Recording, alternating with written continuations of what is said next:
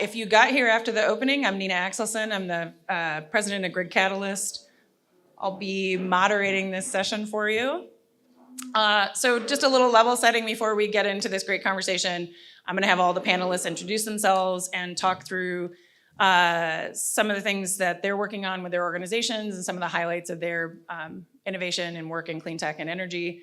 It's a really tremendous panel. We might have a little time at the end for some questions.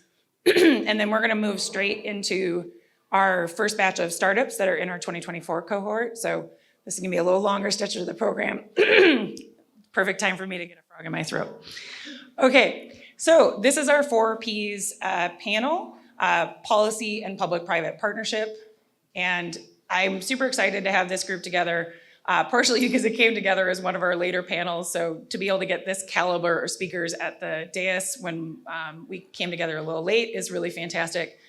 Also something that, as someone who actually had an environmental policy background and then pivoted very far away from that work, it's so important that we remember that you can't just be business focused. You can't just be invention focused. You can't just be looking at one aspect of this whole ecosystem. It's all influencing each other.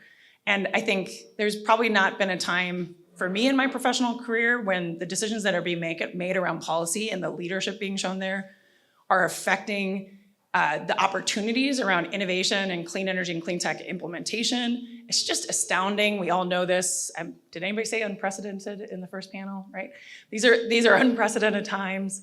So I just kudos to the folks who dig in and do this work. It's tireless, it's thankless often.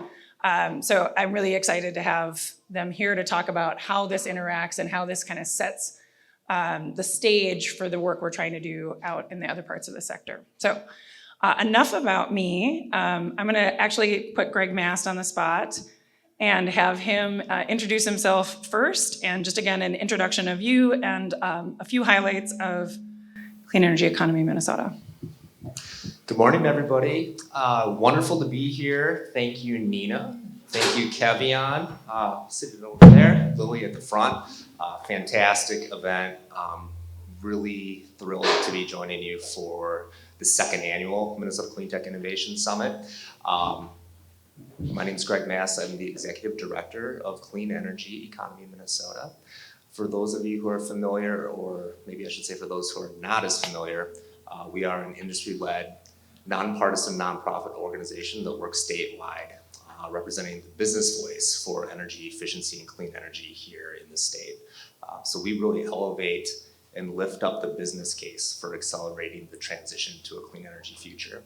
And I just want to also quickly say, as part of my introduction, big thank you to a number of our SEAM board members who are here. You saw Tina Munson, who facilitated the first panel. Nina Axelson has been a founding board member of the organization. Dan O'Neill, our treasurer of the organization, is also here, seated over there. So hopefully I didn't miss any of the board members. And then in addition, a number of our member businesses, our sponsors of today's event. I want to say 3M, Train, Vessel, Center for Microgrid Research. This is an incredible business ecosystem that we are continuing to grow and expand to ensure Minnesota continues to thrive as we move boldly forward in an equitable clean energy future. So glad to be here. Thanks, Greg. My name is Pete Wyckoff. As of 10 days ago, I am the Deputy Commissioner of Commerce for Energy. Minnesota doesn't have an energy department. We are the closest thing you come in the Commerce Energy Division.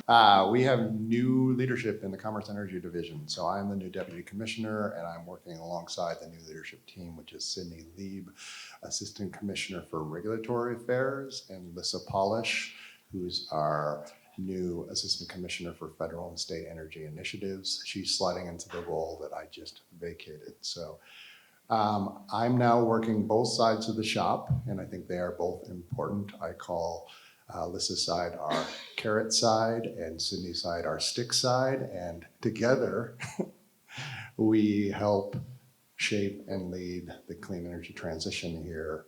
But I'm going to steal from a line from Jigar Shah that the clean energy transition is not a government-led thing. It is a private sector-led thing that is government-enabled but as of 10 days ago, I'm now, I guess, on the regulatory side. So I think we're also leading it. So to the utilities in the room, it's a dance, all right?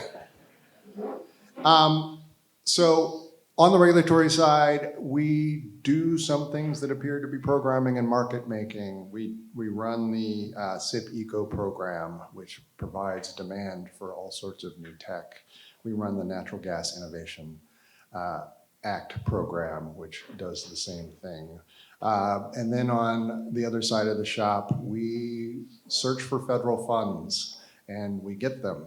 And we are also now, for the first time ever, reasonably well funded by the state. So we have money to do programs that lead at the end of the day to people needing new tech.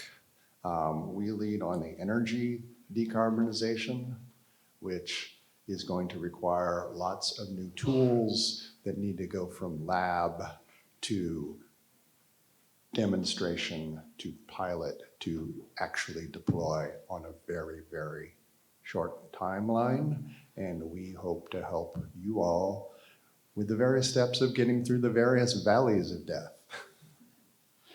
We in Commerce think economy-wide, but we also have a specific focus because of the way we're set up on residential and building decarbonization. So again, all the great new ideas you have that work in the lab, we want to make sure that you, if you have a truly great idea, get to something that is deployed, because we need all of the ideas and we need all of the stuff. All right, good morning. Thanks for having me. I'm Tricia DeBleeckere. I'm the executive director of the organization of MISO States, which might seem like an odd fit to you all to be on this panel, but I'm gonna weave the story of why this makes sense. So to go into I'm gonna go to my background a little bit and to get to why all this matters. And I started in manufacturing systems analysis, moved into big infrastructure projects, wind, solar, pipelines, and then went to the Minnesota Public Utilities Commission for 15 years, where I evaluated need for projects, how utilities consider projects, and then also we started our grid modernization effort at the state, looking at distribution system planning. How do we get new tech, our utilities to think about new tech? What incents them? What are they looking for? Leading that effort, we got into distribution system planning. Distribution system planning led into the FERC creation of Order 2222, and that aligned perfectly with our work in distribution system planning. How do we take that small tech and get it up into the wholesale markets? And so as I kind of worked through that path, I moved over to MISO, worked at MISO for 2 years, and now I'm running the nonprofit that collects our 15 state regulator input, and we provide that to MISO and to FERC. And so we're really trying, this is an area of interest of mine, is getting new tech to have both incentives, have the policy in place, but then also have the markets, even the big wholesale energy markets and capacity markets, incented in a way that allows for the small tech or the new innovation to be considered alongside traditional sources of energy or how we do things. And so currently I work at, so the organization MISO States is a 17 jurisdictional entity collective. 15 of those are states from North Dakota down to Texas and up over into Illinois. And so we have a very, very diverse group that is trying to come together to influence both what our regional markets and the transmission planners are doing in our region, as well as influence what FERC does and why. States, I believe, are the innovative and the test beds of what we can do. They're the laboratories of innovation, and they allow us in our states to try out different policies with our utilities to see how well they work, and states learn from each other. So essentially all of these little case studies that we do and all of the work the department is doing really breeds innovation across states. And so that's where, that's why this all matters to me and why I think this is such a great forum for this conversation. So thank you. All right, excuse me, I'm Larry Kraft, and first I want to thank Nina for inviting me to be on this panel. I'm super excited to have this conversation. I'm a state representative for St. Louis Park. I'm just finishing my first term in the legislature. My background, I spent 25 years in the tech industry, in companies large and small, including 3 startups. I had a 1 for 3 batting average. 1 worked out, 2 didn't. So that's not too bad, right?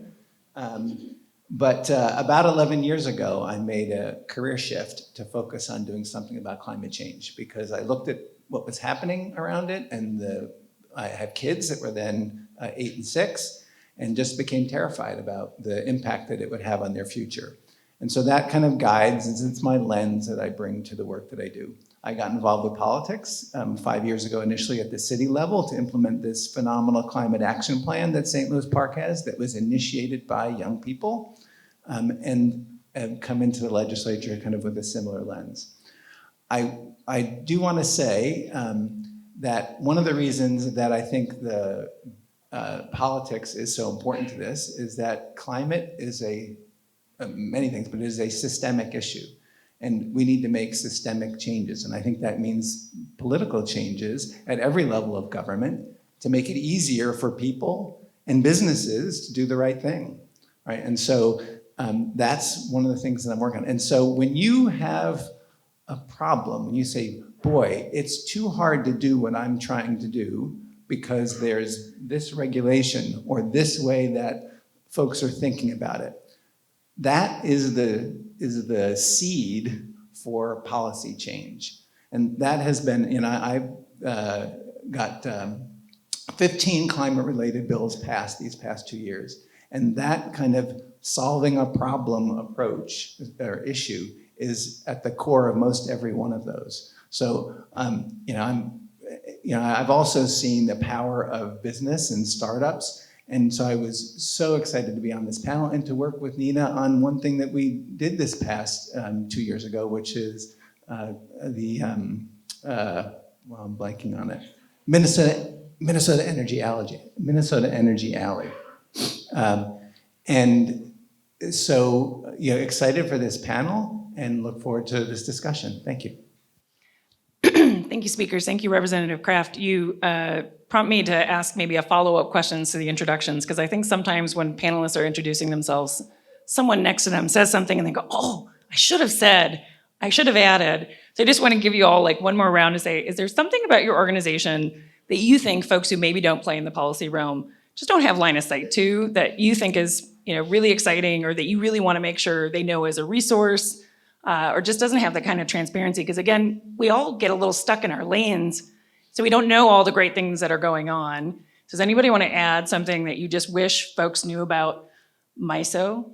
Just since Tricia took the mic. Not MISO, but I would just, I've worked in state government, I've worked in private, and I've worked now with the wholesale markets, and it's in this nonprofit space, but it's policy matters. I came in, I thought it was funny, your intro, Nina, about I was like, well, facts matter. I'm an environmental scientist, and I'm like, only facts. Facts will make all the decisions make sense. Nope, policy. And I was like, it's so much policy influences what doors open, what essentially what could happen and what won't happen is dependent on policy. And so it was, I think, in my long time at the Minnesota PUC, it was the outside voices, the non-traditional players are not far and few between. They're becoming more prevalent, but that policy influence, essentially things like what Gregg is doing and some of the nonprofits, really matter on what doors get open for you. And that pressure matters. And so I would just keep saying, I just want to influence how much being part of whatever sort of industry association there is that can help open doors and do the work that people don't see needs to be done is crucial. Yeah, I would add that I hadn't talked about, and should always talk about when the legislator is around. The 2023 legislative session was big for us and big for Minnesota. And one of the big things that got done was the creation of something called the State Competitiveness Fund. Thank you, legislature. You should know about that fund, and if you're bigger than I think most of you are, you should probably know about the Deed Forward Fund. And if we go back to the taking things from lab to demonstration to pilot to we're building an actual factory, the Deed emphasis is on towards that last end.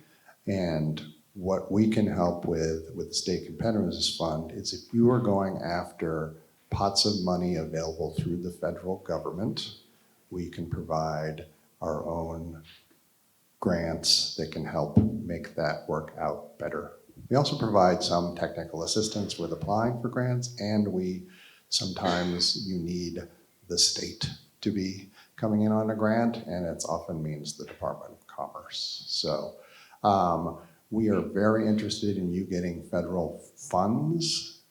I was out in DC when the IRA and the IIJA were passed, and I came back here to make sure that money comes to Minnesota taxpayers as opposed to, and ratepayers, as opposed to folks in Iowa or wherever else. So we are very parochial and interested in seeing the money coming to Minnesota-based entities. The other thing I will note is we have a pot of money there, and we have a new baby department that we are helping to stand up. We have a pot of money to help make sure tax credits and IRA loans are something that Minnesota is getting, and we are working very hard with that with a new thing in the state called MNCEFA, which is the new state green bank. It is being stood up and then spun off of our programs and policy side of the Department of Commerce. That pot of money and that institution are going to be very important to get things like bridge loans to get to tax credits that are awesome but only come after you've done the thing. So those are the things I'll add. So just a few things, huh? Yeah. So our organization works at this nexus of business, policy, technology, and finance. And as we were going through, we launched publicly in 2016, and we had 30 business members. Today, fast forward, we have over 70 energy efficiency, conservation, clean energy business members. So our board over this past summer into the early fall, we had the pleasure of working with Sarah Clark with Clark Squared. If you ever need a consultant, strategic consultant, please talk to Sarah. We just adopted at a board meeting earlier this month our new 3-year strategic plan. And the top line was, and we've always been very focused on that business case, but also clean energy jobs. So our organization continues to have and holds up this goal of 100,000 clean energy jobs by the year 2030 here in Minnesota. But in order to achieve that, it takes every single person in this room. And so that's also why I'm so excited to be in this ecosystem, and it takes leadership. I remember from Ryan and Dr. Gabe Chan's breakout session yesterday, there's some questions about like, how do we make all this happen? And the key word is it takes leadership. And I want to say thank you to Nina for having this leadership to really think about what do we need to really nurture and to carry forward an energy innovation ecosystem in Minnesota that's not only going to create those jobs, but is also going to help to create the new innovations, the new companies, the new economic impact, and it needs to include everyone. And so again, thank you to all of you in this room.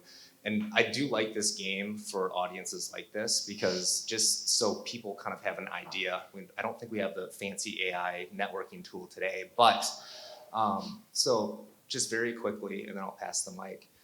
As we think about this ecosystem and the collection of amazing, talented people in this room, who here, can you just raise your hand? Who here works on the financing, banking, investment side? Fantastic. Who here is a startup or would be a self-described innovator working on a new solution? Fabulous. Who here is with government or is a policymaker? And I also want to say Rob Superman, Executive Director of Launch Minnesota, is in the room as well. And if you don't know Rob and what Launch Minnesota is doing, and you're a startup trying to bring a new innovation to market, talk to Rob. In addition, who is here from academia or works in the education system? Fabulous. A key theme of yesterday at the electric symposium is as we think about workforce and we think about the fast changing industry and the needs that we have to have, it's going to take collaboration with community colleges, technical colleges, higher ed, 4-year universities, et cetera. It's going to take all of that. So thank you for being here and participating. And then lastly, who here would be from an NGO? Fantastic. So I would say for the rest of today, we have all kinds of conversations that need to continue to happen. To Nina's point, if you don't know some of the folks that had raised their hand and they work in a particular area of our ecosystem, get to know them. And the last thing that I will say that I didn't mention in my initial is I think all of us, and I feel really fortunate to know so many of you in this room, but what also makes Minnesota's ecosystem so special is I think that everyone's always up for a coffee or for a lunch. We don't typically have too many emails or phone calls or text messages that don't go unanswered or you don't get a reply from. And so please pass it forward because all of us have had that opportunity where we wanted to reach out to someone and we hope to get a response back. So please, everyone, as you meet people today, please refer them, et cetera. Let's just keep this this collaboration, this kind of what makes our ecosystem so special. Let's keep it moving forward, okay? Thanks, And Greg. I'll turn it over to Representative Kraft. I don't have that much to add to what I said before. I guess I will also say, in terms of my role at the legislature, I am the vice chair of the Climate and Energy Committee. I also serve on Transportation and Commerce. And I guess what I would just say is, if you have an idea or you have something that's blocking you, don't hesitate to meet with a legislator. Now is not we can certainly meet during session, which is generally January to May. At those times, it's going to tend to be a much shorter meeting as we have a lot going on. But in the interim, if you want to have more exploration, more discussion about what might be, now's a great time to meet. And maybe also in between November and January, might even be a little bit of a better time after the campaign season is done. But really don't hesitate to do that. There's a lot of folks that are at the legislature that are very interested in how we capitalize on this tremendous opportunity we have in Minnesota. Because we're pushing out forward on clean energy and climate related stuff, I think we're at the forefront of what is probably the biggest economic and jobs opportunity of this century. And so, that kind of stuff, we can clap for that. Helping that along is worth legislative time. Thank you, Representative. So I heard a lot of things about, some of the things these folks are working on and they're proud of. I'm curious, what's the biggest opportunity looming for, and you may have already mentioned it, maybe you want to just put a fine point on it, where you think something you're working on now or something that's in the progress of launching we're really going to see in 2025, get some traction, get some visibility. You can throw some hopes and dreams in there if you want as well, but what's kind of in the forward looking, what's out there? I'm going to be a little high level, so I'll go first so you guys can get into the weeds. I don't know if it's necessarily for 2025, but I think a key point for you all is your market is coming. It might not be here yet, and the incentives might not be here yet, but with essentially the tightening, essentially they're called reserve margins, but in the MISO footprint, we're looking at how much energy do we have? Do we have enough power plants? And to turn the lights on, and that the excess that we've had for years is it's getting smaller each year as we take resources offline, and what we're adding onto the system is not increasing at that same level. And so each state is really looking at what do we need to do to shore this up, and how do we do it quickly so that either we can keep taking big resources offline that need to come offline depending on state policies, or what do we do about that? And I think I kind of view Minnesota as, rising to that challenge and adding an extra credit assignment, and don't just make it add up, but make it add up and clean. And so you all have now this incentive that is coming. Essentially, Rocky Mountain Institute expected that with data center loads and everything that's changing on our grid, we're going to need to double the capacity of our system by 2050. Double our capacity.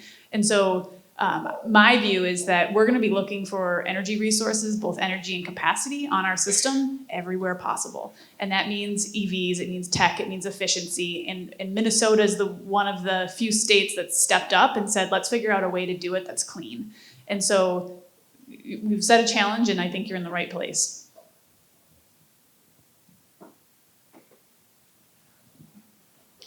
Our organization works across all sectors of our economy. And so I think when we think about opportunities, areas of focus, clearly workforce cuts across all of those areas. I've already mentioned our 100,000 clean energy jobs by 2030 goal. But to enable all that, it's going to take new technologies, it's going to take partnerships, collaboration, et cetera. In some of you have heard me say this before.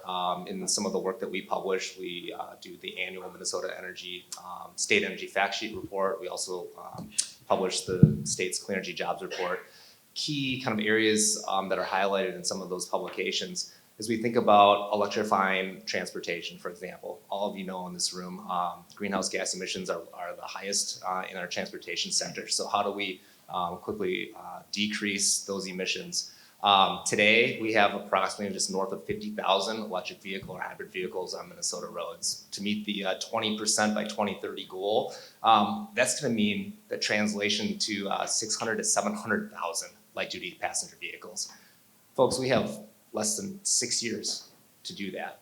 And clearly, we have a number of folks in this room that are working on how do we solve for infrastructure? How do we think about what we're going to be needing in charging stations, level 2s, fast chargers, et cetera? Where do they go? Those are big things that certainly keep me awake at night. I know keep a number of our business members and leaders awake at night. So that's one area. We heard in the earlier panel, 3M, others that are solving for CenterPoint, for solving for big industrial decarbonization via electrification or other technologies. We need all of it. We need all of it.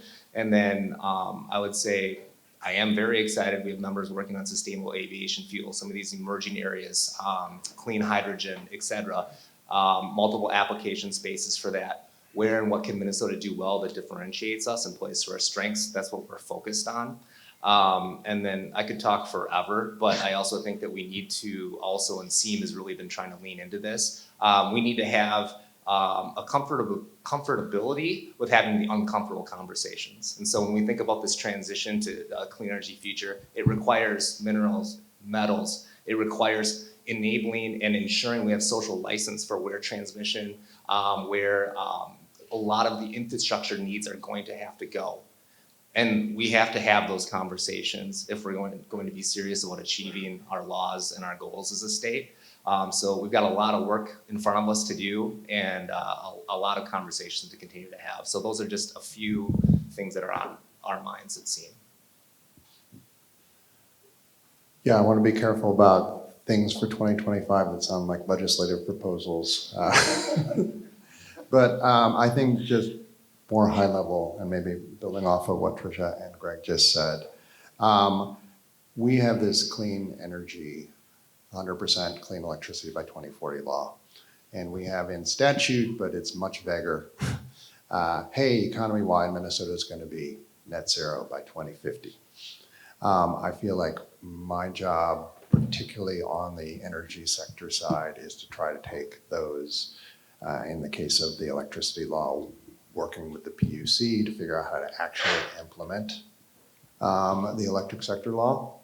I think that means, just sticking with electric for a second, it means that we need to continue to do open field running with the technologies that we have. We need to deploy, build another wind farm, build another solar, whatever, put solar wherever anybody will let you put solar, and figure out how to get that on the grid.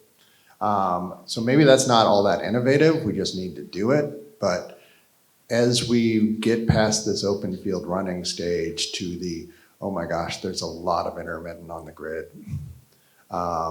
we are having a lot of conversations about our clean, firm options and how unsatisfactory they are and how we need to quickly be piloting and then deploying and bringing down the cost curves for technologies that we see coming out and also for technologies that are maybe still in your heads in this room, but we need to get it out and deployed at scale by 2040. And, you know, I don't see that we have all the tools yet, and I certainly don't see that we have all the tools at an affordable price. So that is the big challenge, and we need to be working on it now. You can't just say, all right, it's 2035, we've got all the wind and solar we need, but we now need to work on the hard stuff. We need to be working on the hard stuff now, and it's hard to figure out how to incentivize that. It's hard to incentivize doing something that's a little out there when we haven't done all the stuff that feels comfortable yet. So that is a big challenge, and we need your tech for it, and we need GETS. We need reconductoring. We need every like flashy new hip thing in the toolbox that you're hearing about. We need it to come down in price so we can deploy it. On the other side that we work with, which is electrifying the rest of the economy while trying to clean the electric grid, I think we need to pay close attention to how do we electrify with gadgets that are increasingly efficient so that we are reducing the load growth from the electrification. So I know efficiency, and that sounds very 70s, but I think it's very necessary in the current time period too, to be thinking about what is the demand for that precious resource, clean electricity, and can we do the same thing with less clean electricity as we electrify? So. We'll just call it retro chic. Yeah. Yeah, I've heard before, efficiency isn't the sexy thing, but I tell you, I think efficiency is super sexy. Yeah, building on that, efficiency is key in so many areas, right? So one of the things that I'm really focused on is buildings, right? And buildings, between the fossil fuel that's burned in them and electricity they use, generate about 40% of our greenhouse gas emissions in Minnesota. Commercials, about half of that, and residential is the other half. And so the past couple of years, we've done things on energy codes so that both commercial and residential energy codes are advancing at the pace that we need them to over the next 10, 12 years. And now, we've got a foundation on existing buildings. We have a benchmarking law that will be going into effect next year so that all commercial buildings will be required to benchmark their energy usage. So what we need now is that we'll know what usage is to drive that usage down, and that's energy efficiency. So I think things like building performance standards are something that I want to be working on and seeing in the next legislative session. On the residential side, we've got a weatherization program. But the pace at which it is going is orders of magnitude too slow. We need to start thinking in how do we generate hundreds of millions of dollars a year for residential electrification and weatherization. Not an easy problem to solve, but we have to do it. And I like to say the climate doesn't really care if the problem is hard and doesn't care about our politics. It just is. So it's something that I'm going to be looking at, is how do we generate that level of investment and scale there. On the grid side of things, I would say another key thing I've been thinking about is distributed energy. So I absolutely agree with everything that Pete Wyckoff just said. And our grid has grown up in an environment where you power things from big plants in the center and then send it out. And our utilities have been doing great in supporting the 2040 law, but I still think that we're not quite have the regulatory structure or the thinking to generate the amount of distributed energy that we need. So excited on that. Housing is another area. We have to build a lot more housing. We need to build it in the right places and in the right way so that it doesn't make our transportation emissions problems worse. Industrial decarbonization, talk about some hard problems, but there's some really exciting solutions that I'm hearing about that can help in industrial decarbonization. So that's something. And then lastly, I'll mention is agriculture, and this is from metro area legislator who's never been a farmer or anything.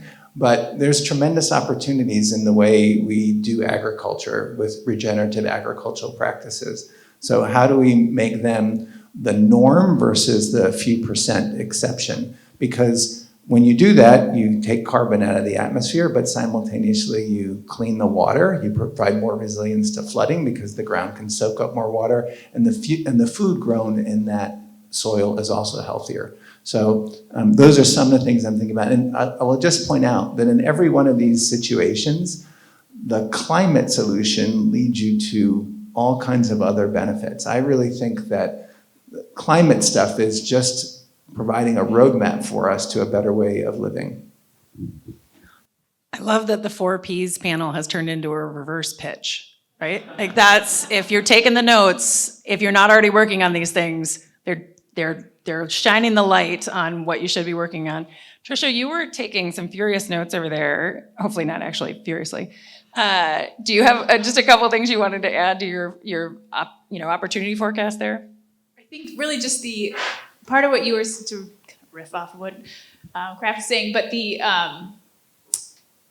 when thinking about distributed energy, it's really that optimization of it. And optimization down on the local levels up. I think of working too far from the distribution system up to wholesale. I look at it now in my brain as like a nodally.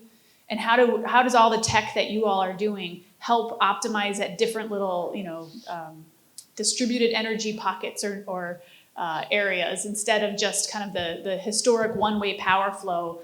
We're going to need all the assets and the tech you're creating to optimize it up through the utility, up to the wholesale. And then we need to match all the tech you bring and modify the wholesale markets to bring the incentives and the trade-offs for the gas plants back down to your tech.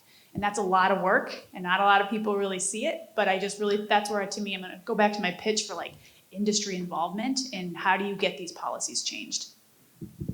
Yeah, that's great. We're getting a little close on time here, so I'm just going to wrap up with maybe any advice in addition, kind of what Tricia just said there, to our startups and innovators in the room, whether that's working with your agencies, whether that's building off some of these reverse pitch ideas, you're some of the smartest folks I know, and I think you would have some wisdom to drop here. I can start. It's been referenced a few times, but again, a big part of what's helped to bring us all together today, in addition to Nina and Grid Catalyst leadership, is an initiative called Minnesota Energy Alley. And I just want to, again, publicly thank Representative Larry Kraft for carrying that bill, chief author in the House, along with Chu Zhang, chief author of the Minnesota Energy Alley bill in the Senate, passed in 2023. And for those of you who have been working in this space for a long time, I know Ryan, who was on the original panel, I was quickly talking with him before the day got started. I mean, we were doing this stuff like 15 years ago. But we think about what helps Minnesota remain or become even more competitive in energy. And it's really important initiatives and funding like Minnesota Energy Alley that helps to enable ideas, but really technology that is pilot and demonstration ready, which has been a big vacuum in that commercialization valley of death, not only in Minnesota, but across the country and world.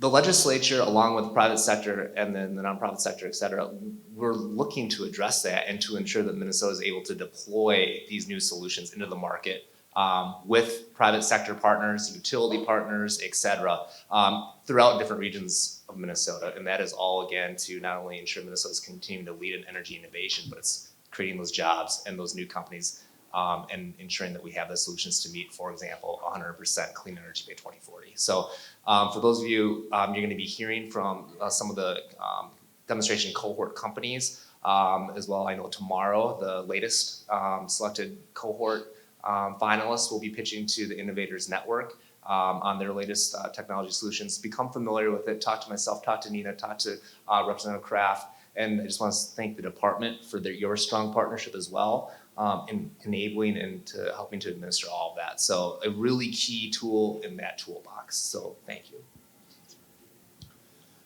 Yeah, my piece of advice is born of, I was in DC for 7 years before I came back to the state a year and a half ago. And I witnessed the evolution of how Congress thinks about the Department of Energy, and I think how the Department of Energy thinks about itself, from we just have national labs that do bench stuff, to hey, we need to look at supporting every step along the way. So my piece of advice is get to know all of the new things at DOE. And my other piece of advice is don't think only grants. The big flush of money has come through grants from the IIJA and the IRA. Those grant programs are nearing the end of their life, and my crystal ball doesn't see another large influx of grant money coming equivalent to that coming from the feds or the state anytime soon. But what is, hopefully, we'll see how things go, much more permanent is the change in clean energy tax incentives. I'm not a tax lawyer, but I recommend that you become friends with one and query them about how can I be orienting my trying to get federal resources towards taking advantage of tax credits, because I think they are here to stay and the rest is more temporary.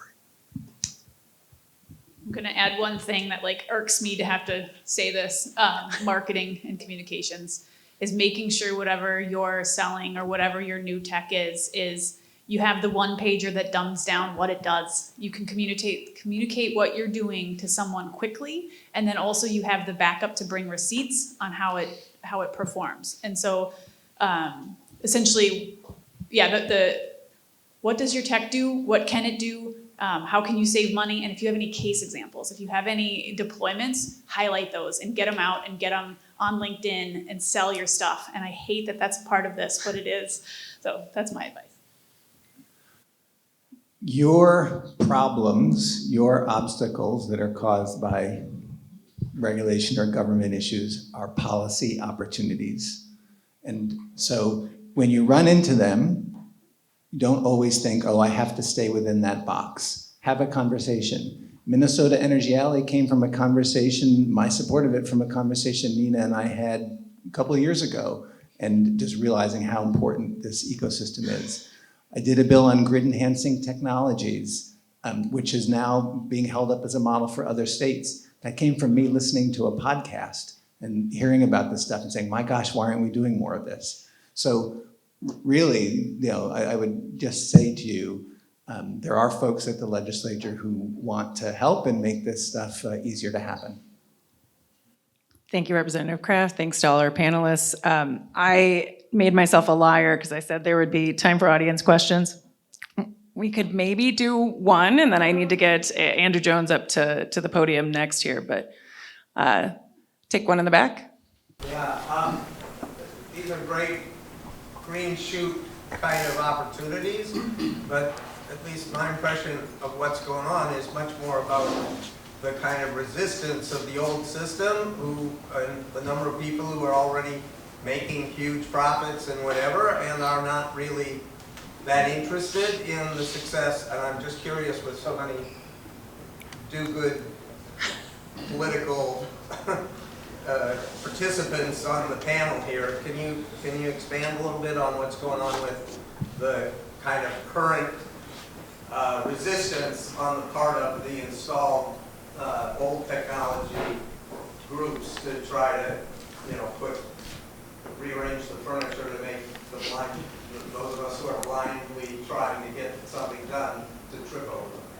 So just want to both say it again for the video that we're talking about how do we manage against or toward old infrastructure, old systems, and change management, right? It's a change management question, which probably deserves a 45-minute discussion. So some of this might have to happen over lunch, but does anybody want to give a short answer?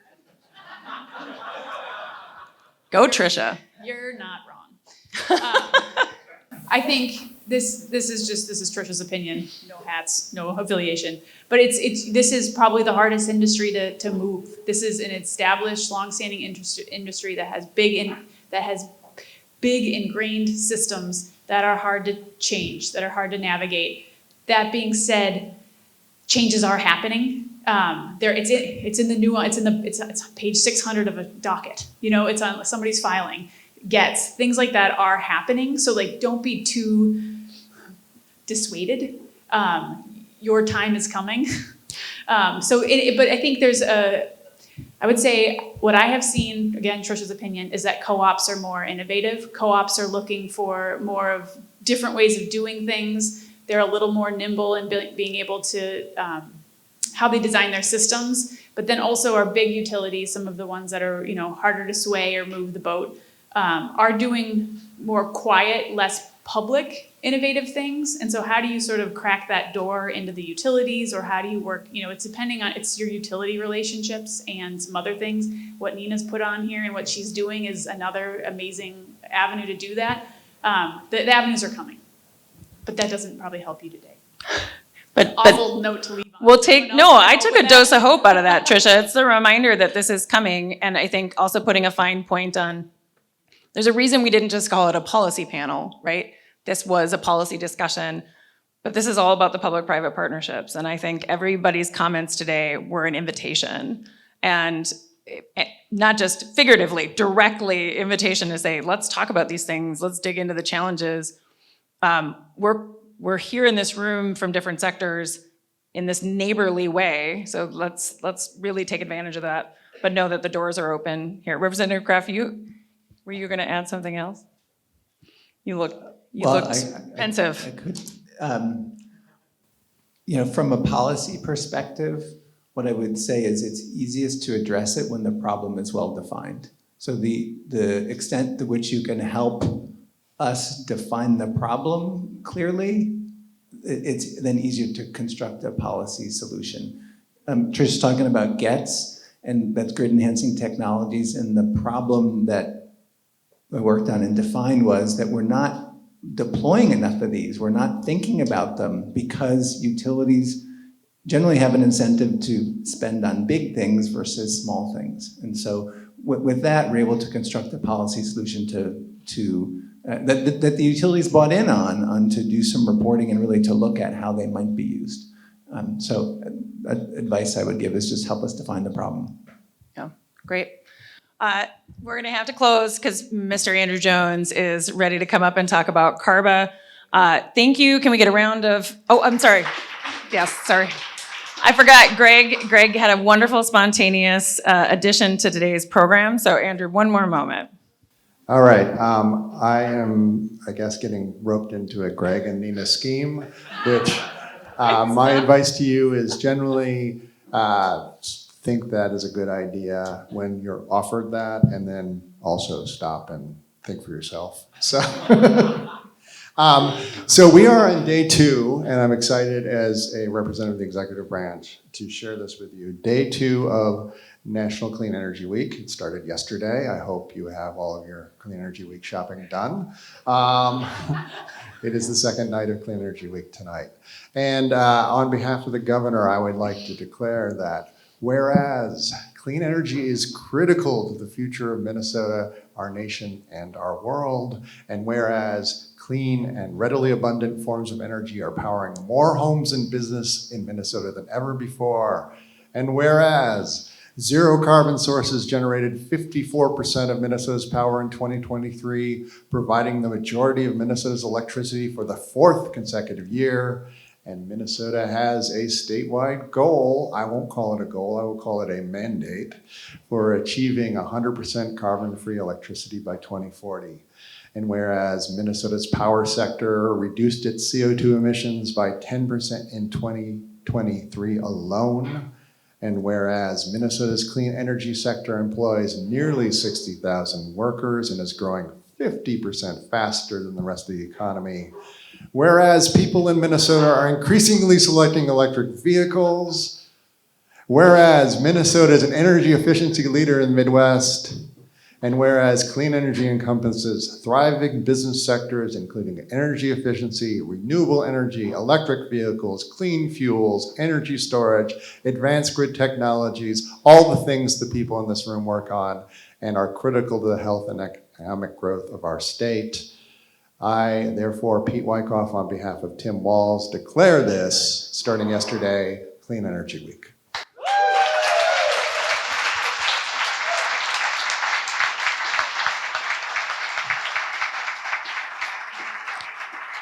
I mean, if you're gonna have a surprise in your day, that's a pretty awesome surprise to have. I want to thank you for sharing that with us today, for making that part of our events.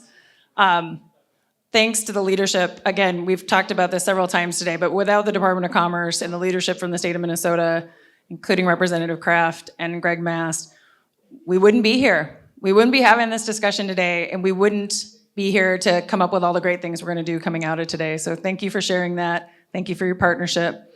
One more round of applause. Thank you.